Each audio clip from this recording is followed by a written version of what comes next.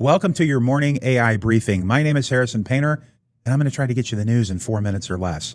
We're going to try to do this every morning. We'll see how it works. No fancy editing. We're just going to go. The big story this morning is the potential release of Grok 3. If you're not familiar with Grok 3, this is the AI that's on X. I know that's polarizing. This is Elon Musk's XAI company. We have been using Grok 2 for a while. Regardless of how you feel about the man, he has to be taken seriously. He has a lot of power now, a lot of influence. He is a former co-founder of OpenAI. So he's a force within this space, and you have to pay attention to him. So put all your political views aside at this point. Now, Grok 3 is, I mean, Elon Musk himself is saying that it's way smart, if you will. We'll see when it releases, but it's supposed to give us smarter thinking. It can reason better and make fewer mistakes. We're seeing this trend, right? We're hearing the term reasoning a lot, deep thinking, all of those things. So this is falling in line with the rest of the LLMs that are out there. They're stating that it's going to train on way more data and it's going to happen faster. So faster learning as this moves forward. Another trend, right? You can't learn fast enough right now. And here's the key, more accurate. It double checks its answers and learns from its own mistakes. We just saw ChatGPT last week really focusing on the announcements that they're even putting commands in there, do not lie. But we all know that AI at this point hallucinates. I cannot say this enough. No matter how accurate you think it is, always double check your work. Always protect yourself. AI is not even close to perfect. It still needs humans to go in there and make sure that everything is A-okay. The cool thing about Grok 3 is that it was trained with this Colossus, called Colossus. It's a supercomputer. It had 100,000 chips train it, and it supposedly trained 10 times faster than what Grok 2 was trained on. Now, when you think about the data, too, that it's trained on, it's X. And again, I know that culturally it's very dirty, but you have to understand how much data is there. X is a global platform. There's millions of, I still call them tweets, but X's a day. And it's a good place to really try to track sentiment on a topic, on a news topic, on something that's controversial. And I think X is a really good place for that.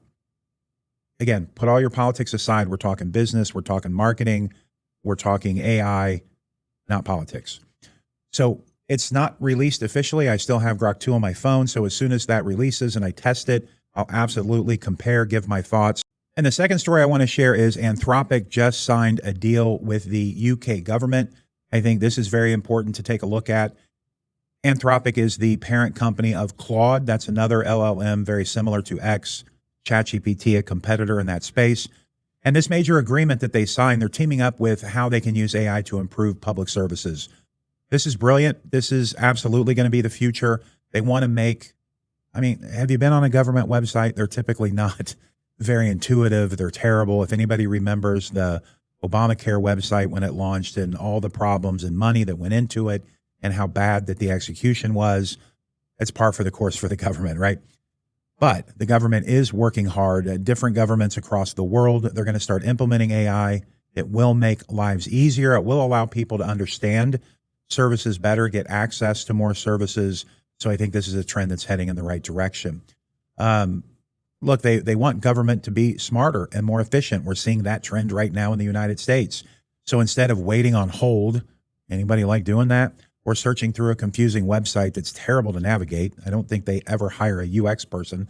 AI can really simplify that process, answer questions, and help citizens faster. I'm really pushing here in the state of Indiana that I want our government to be at the forefront of AI. Trump made the announcement that AI capital of the world.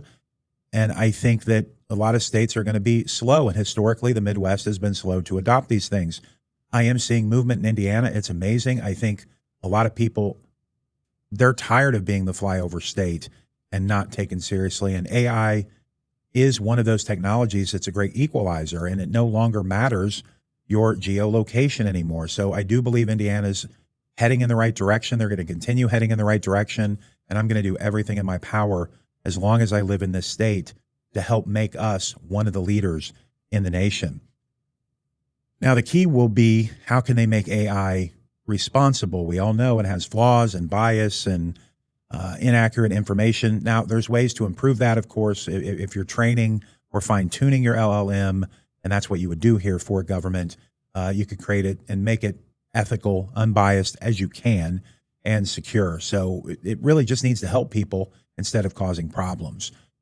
There are governments already and offices using Claude AI. Washington, D.C.'s health department has used Claude AI for a bilingual chatbot. That's a great use case for this. The European Parliament is saving time because they've got all of their archives in an LLM and they can pull them up. In Swindon, UK, they launched a tool to simplify documents for people with learning disabilities. AI is absolutely going to help equalize the playing field when it comes to folks with certain disabilities. It's going to help walk them through processes. And I really think that's going to be a place where AI really shines. So, okay, that's all the time I got today. This has been your morning briefing. My name is Harrison Painter. And as always, keep creating, keep innovating, and keep up. See you tomorrow.